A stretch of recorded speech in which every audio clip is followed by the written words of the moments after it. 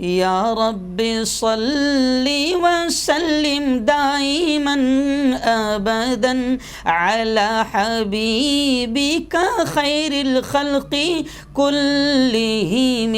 السلام علیکم ورحمۃ اللہ وبرکاتہ۔ ناظرین، استقبال ہے آپ کا وائرن نیوز لائیو اسٹوڈیو جلگاؤں، میں آپ کا میزبان حافظ عبدالرحیم۔ ناظرین، آئیے ڈالتے ہیں دنیا کی 5 بڑی اہم خبروں پر ایک نظر۔ اور آج مفتی صاحب سفر پر، اس لیے میں خبریں بول رہا ہوں، اور ظاہر بات ہے کہ مفتی صاحب والا لہجہ میرے اندر آ نہیں سکتا، اس لیے آپ تمام سے گزارش ہے کہ 5 منٹ مجھے برداشت بھی کریں اور حوصلہ افزائی کے لیے ایک کمنٹ ضرور کر دیں۔ اور ناظرین، چینل کو سبسکرائب کر دیجئے اور ایسی اچھی سچی بے باک خبروں کے لیے بیل آئیکن پر ضرور پریس کر دیں۔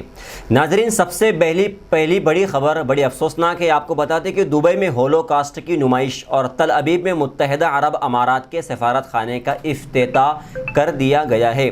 تل ابیب میں متحدہ عرب امارات کے پرچم کے ساتھ خود ساختہ صہیونی ریاست کا پرچم لہرائے جانے کے ساتھ ہی ابو ظہبی نے اپنے سفارت خانے کا باقاعدہ افتتاح کر دیا۔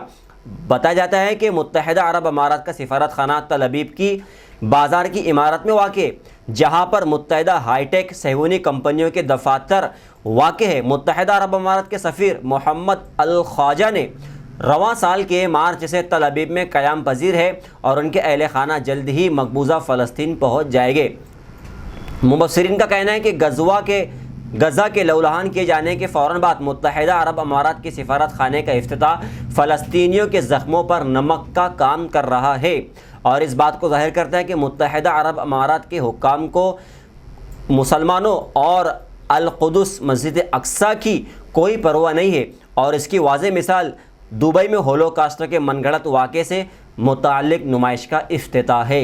ناظرین، دوسری بڑی خبر یہ ہے کہ مصر نے اسرائیل اور فلسطینیوں کے درمیان امن کانفرنس کے انعقاد کی دعوت دی ہے، اور قاہرہ نے فلسطینی گروپوں سے یہ عہد کرنے کا مطالبہ کیا ہے کہ وہ اسرائیل پر راکٹ نہیں داغیں گے۔ یہ بات العربیہ نیوز چینلوں کے ذرائع نے بتائی ہے۔ ذرائع کے مطابق مصر نے اسرائیل سے یہ بھی مطالبہ کیا کہ وہ حماس تنظیم کے کسی رہنما کو ہلاک کرنے کی کارروائی پر عمل نہ کرے۔ دوسری جانب اسرائیل نے غزہ کے تنازع میں ایران کی براہ راست مداخلت کو مسترد کر دیا ہے۔ اسرائیل نے مصر کو آگاہ کیا کہ وہ حماس اور حزب اللہ کے تعاون پر سخت برہم ہے۔ مصری انٹیلیجنس کے سربراہ نے حماس اور اسرائیل کے درمیان قیدیوں کے تبادلے کا منصوبہ پیش کیا، ساتھ ہی اسرائیل کی جانب سے غزہ پٹی کے محاصرے میں نرمی کو قیدیوں کے تبادلے کے سمجھوتے کے ساتھ مربوط کیا ہے۔ اسرائیلی وزیر اعظم بنیامین نیتن یاہو اس بات کا ذکر کر چکے ہیں کہ میں نے مصر کے انٹیلیجنس کے ڈائریکٹر سے ملاقات میں یہ مطالبہ پیش کیا ہے کہ غزہ میں زیر حراست اسرائیلی فوجیوں کو واپس کیا جائے۔ فلسطینی ذرائع نے العربیہ کو بتایا کہ مصری انٹیلیجنس نے مطالبہ کیا ہے کہ غزہ کے دورے کے دوران فلسطینی اتھارٹی کا نمائندہ بھی موجود ہونا چاہیے۔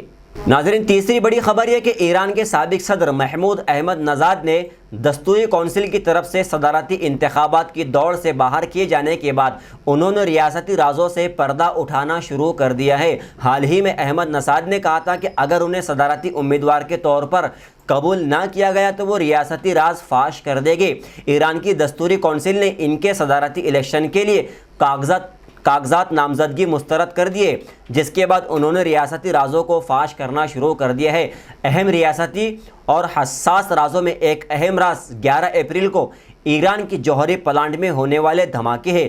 ان کے بارے میں احمد نژاد نے کہا کہ جوہری پلانٹ میں ہونے والا نقصان $10 ارب سے زیادہ ہے، مگر حکومت نے کہا تھا کہ پلانٹ میں ہونے والے دھماکوں سے زیادہ نقصان نہیں ہوا ہے۔ اس کے ساتھ ہی احمدی نژاد نے اور بہت سارے رازوں سے پردہ بھی اٹھایا ہے۔ ناظرین، چوتھی بڑی خبر یہ ہے کہ اسرائیلی جارحیت کے خلاف بلیک بورن میں فلسطینیوں کے حق میں مظاہرہ کیا گیا ہے۔ برطانیہ کے شہر مانچسٹر سے ملنے والی اطلاعات کے مطابق مظاہرہ جنگی جہاز تیار کرنے والی فیکٹری کے سامنے کیا گیا۔ اس موقع پر موجود مظاہرین کا کہنا تھا کہ اس فیکٹری میں تیار ہونے والے پارٹس غزہ میں استعمال ہوئے۔ مظاہرین نے مزید کہا کہ کمپنی اسرائیل کے لیے فائٹر جیٹ تیار کرتی ہے جو حال ہی میں غزہ میں استعمال ہوئے ہیں۔ واضح ہے کہ یہ مظاہرہ لنکا شائر پیس فورم کی جانب سے کیا گیا، جس میں خواتین اور بچوں کی بہت بڑی تعداد شریک تھی۔ ناظرین، 5ویں بڑی اہم خبر چین سے آ رہی ہے۔ آپ کو بتا دیں کہ دنیا کے سب سے زیادہ آبادی والے ملک چین میں کمتر شرح پیدائش اور آبادی کے بوڑھا ہوتے جانے کے سبب شادی شدہ جوڑوں کو اب 3 بچوں تک کی پیدائش کی اجازت دے دی گئی ہے۔ ناظرین آپ کو بتا دیں کہ اس سے پہلے چائنا میں صرف 1 بچہ، پھر اس کے بعد کچھ سالوں کے بعد 2 بچوں کی پیدائش کی اجازت دی گئی تھی، لیکن اب 3 بچوں کی اجازت دی گئی ہے۔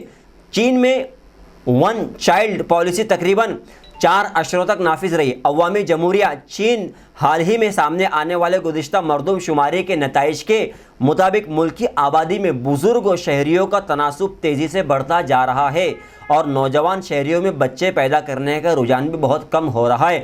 چائنا ایک ایسا ملک ہے جہاں پر بوڑھوں کی تعداد بہت زیادہ ہو رہی ہے اور بچے اور جوانوں کی تعداد کم ہو چکی ہے۔ یہی وجہ ہے کہ سرکاری میڈیا نے کل پیر 31 مئی کے روز بتایا کہ اب حکومت نے ماضی کی 1 چائلڈ پالیسی کو مزید نرمی کا فیصلہ کیا ہے اور اب 2 سے 3 بچوں کی پیدائش تک کی اجازت دے دی ہے۔